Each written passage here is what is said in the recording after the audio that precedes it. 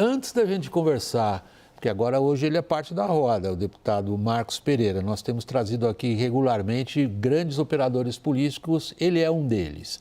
Esse grupo dos operadores políticos em Brasília, que articulam o que a gente provavelmente vai ver em 2026. Antes da gente começar a conversa com ele, temos uma trajetória do partido e dele, Marcos Pereira, no olhar da nossa repórter Luciana Amaral. Confira. A negociação permitiria ao PSDB manter acesso ao fundo partidário, mesmo que não atingisse sozinho a cláusula de barreira imposta pela Justiça Eleitoral. As lideranças dos dois partidos, no entanto, ainda não fecharam um acordo. O PSDB já sinalizou que pode optar por uma fusão, que poderia incluir ainda o Podemos e o Solidariedade. Somente as bancadas do PSDB e do Republicanos somariam 55 deputados federais e 7 senadores. No plenário da Câmara, ficariam atrás apenas do PL e do União Brasil em tamanho. A negociação evidencia o peso que o Republicanos assumiu no Congresso nos últimos anos. Criado em 2005 como Partido Municipalista Renovador, o Republicanos elegeu no ano seguinte só um deputado federal, mas tinha o vice-presidente da República, José Alencar. Desde então, a sigla ampliou o número de eleitos a cada disputa. Em 2022, emplacou 40 deputados federais. Na eleição municipal do ano passado, foram 433 prefeitos e cerca de 4.600 vereadores. O partido passou a abertamente se portar como um partido que defende interesses do eleitorado evangélico, em especial da Igreja Universal do Reino de Deus. O segundo elemento correlacionado a esse primeiro é o fato de que o partido, para além dessa base conservadora muito robusta, passou a investir de maneira muito forte na própria estruturação dos quadros, né? Seja consolidação do que eles chamam de faculdade republicana, sediada em Brasília, seja por outras ações de posicionamento um tanto quanto mais pragmáticas no diálogo com as forças que estão no governo, eventualmente. Desde o surgimento, o Republicanos fez parte de todos os governos. Além de emplacar o então vice de Lula em 2006, teve espaço na esplanada no primeiro mandato de Dilma Rousseff, para depois apoiar o processo de impeachment e compor com Michel Temer. Na gestão Jair Bolsonaro, comandou o Ministério da Cidadania e agora, no governo Lula III, é responsável pela pasta de portos e aeroportos. Dados do radar do Congresso, do portal Congresso em Foco, mostram que a base do Republicanos votou com o governo atual em 78% das pautas que chegaram ao plenário da Câmara. A consagração do Republicanos como força nacional veio neste ano, com a eleição de Hugo Motta à presidência da Câmara, num arco de alianças que foi do PL ao PT e que lhe garantiu 444 votos. O deputado mantém um bom relacionamento com o presidente Lula e, num aceno ao petista, indicou que não tem pressa para pautar a proposta de anistia aos envolvidos nos ataques de 8 de janeiro.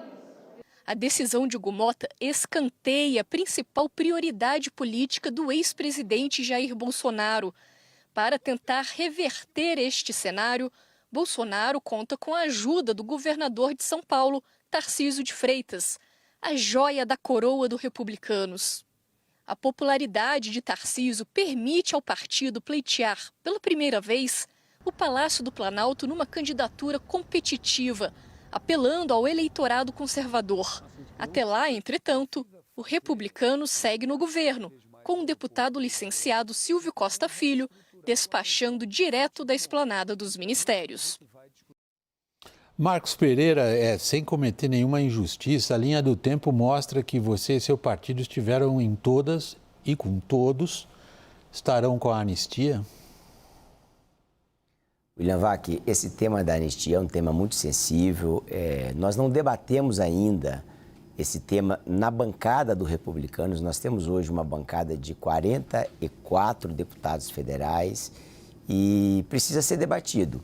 O sentimento que eu tenho das minhas conversas individuais com os meus colegas de partido é que há um amplo favoritismo dentro da bancada para apoiar essa pauta, porque entendem estes colegas que há algumas penas que estão exageradas.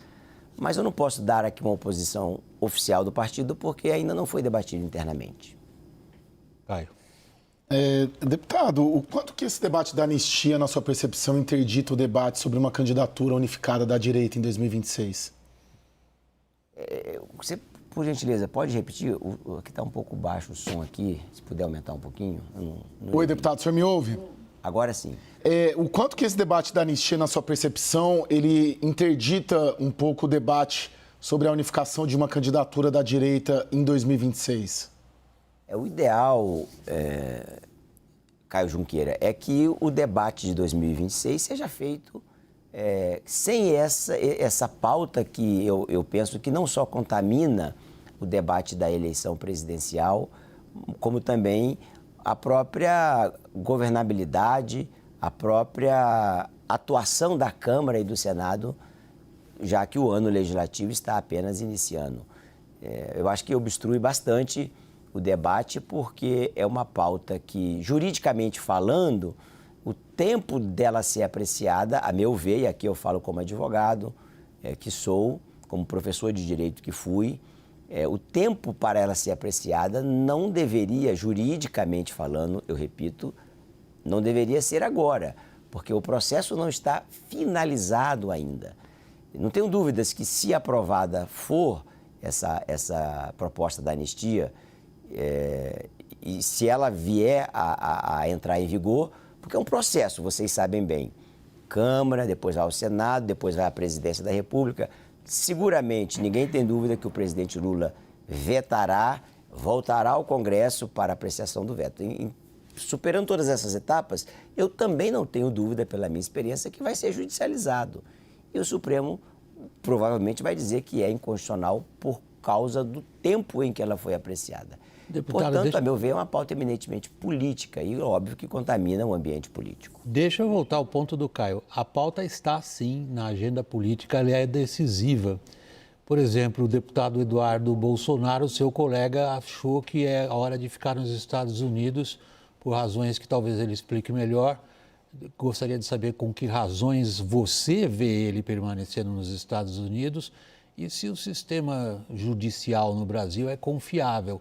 Usar a sua posição, como você mesmo disse que foi professor nessa área, nós podemos confiar na justiça brasileira?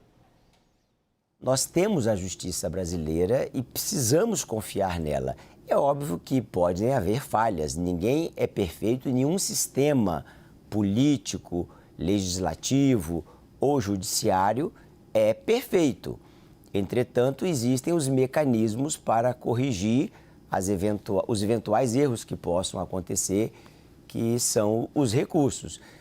Na sua pergunta, William, sobre as razões para ele estar nos Estados Unidos, eu prefiro me abster de dizer, porque, penso eu não vi o vídeo em que ele comunicou a sua decisão de estar se afastando do mandato para ficar nos Estados Unidos essa temporada, mas, a meu ver, ela é inócua, haja vista que o próprio Supremo já o ministro Alexandre de Moraes indeferiu a possibilidade de apreensão do seu passaporte. Então, se havia algum temor, já que, pelo que me foi relatado, algumas pessoas que assistiram o vídeo dele, era este temor já não existe mais.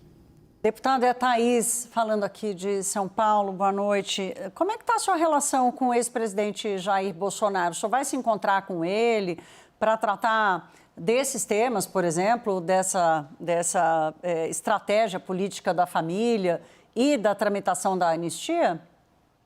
Oi, Thaís, boa noite. Eu recebi um telefonema do ex-presidente Bolsonaro na semana passada, convidando para o encontro com ele. Eu disse para ele que nesta semana ou na próxima nós poderíamos fazer esse encontro. Eu estou aguardando que ele ou a assessoria dele marque essa data, porque obviamente a gente tem que dialogar. Eu sou um parlamentar e o meu histórico demonstra que eu dialogo com todos.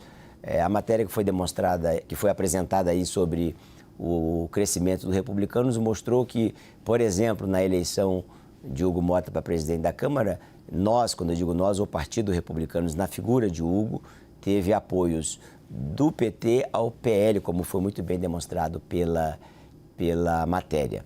Portanto, eu tenho tanto diálogo com o presidente Lula, quando sou chamado, quanto com o ex-presidente Bolsonaro, porque eu entendo que mesmo que hajam divergências de pensamentos e de opiniões, a gente precisa ouvir e respeitar e, em eventuais divergências, tentar, ao menos tentar, construir convergências. Não é fácil, mas tentativas têm que ser feitas. Deputado, hoje... Daniel, prossiga você, Daniel, vai lá.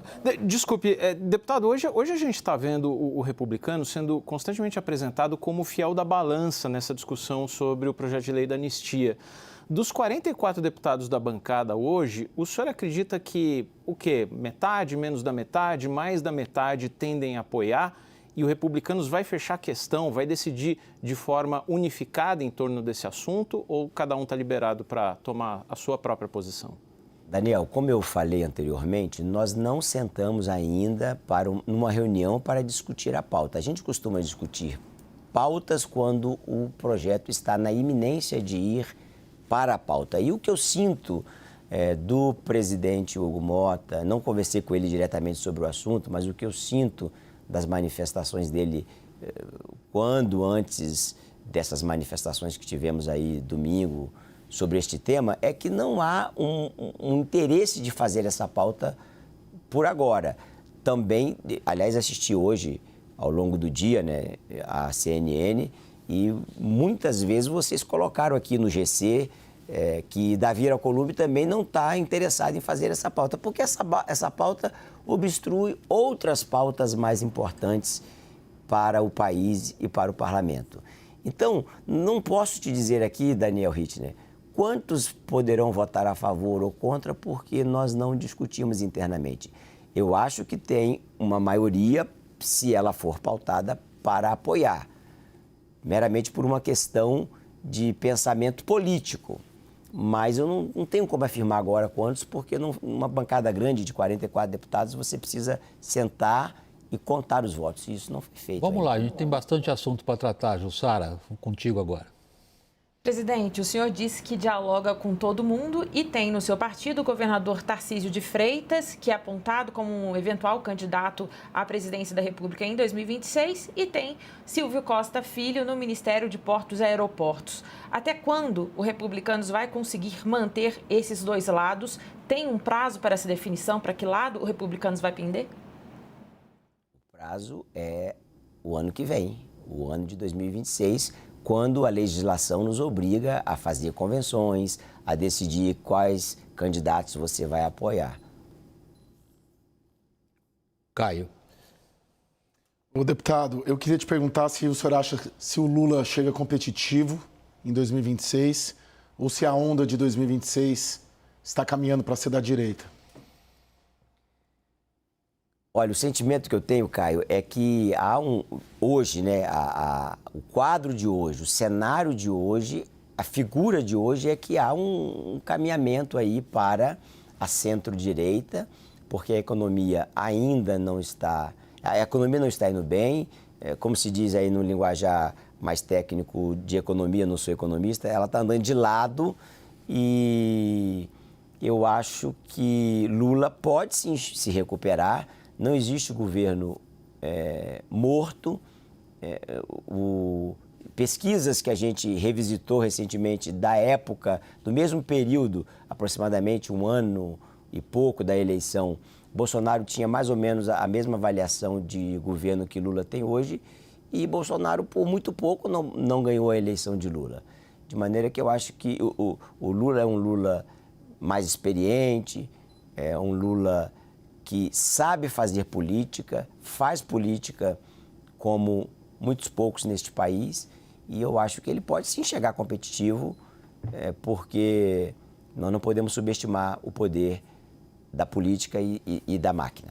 Marcos Pereira, deixa eu examinar um pouquinho o seu raciocínio a respeito disso. Recentemente, em uma de suas entrevistas, você disse que o governo estava sem rumo. Nesse mesmo período, um mês atrás, se disse que o Lula tinha enormes dificuldades de diálogo com o Congresso, o que prenuncia enormes dificuldades em avançar pautas de relevância para o que seja a política econômica do governo. Você reitera o que você disse recentemente? É um governo sem rumo que não consegue dialogar com o Congresso?